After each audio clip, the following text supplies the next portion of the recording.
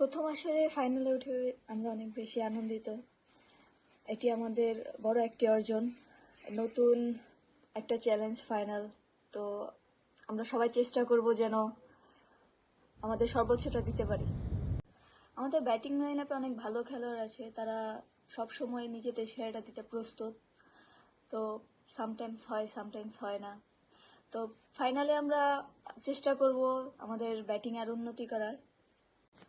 Cricket মাঠে আমরা সবাই ক্রিকেটার, আমরা চেষ্টা করছি দেশের জন্য সেরাটা দেওয়ার। ভারতের বিপক্ষে খেলাটা একটা চ্যালেঞ্জ, যে চ্যালেঞ্জটা আমরা সবাই ইজিভাবে নিচ্ছি। দেখা যাক কি হয়, দিন শেষে রেজাল্ট দিন শেষে হবে। আমরা আশাবাদী আমরা ভালো কিছু করব ইনশাল্লাহ।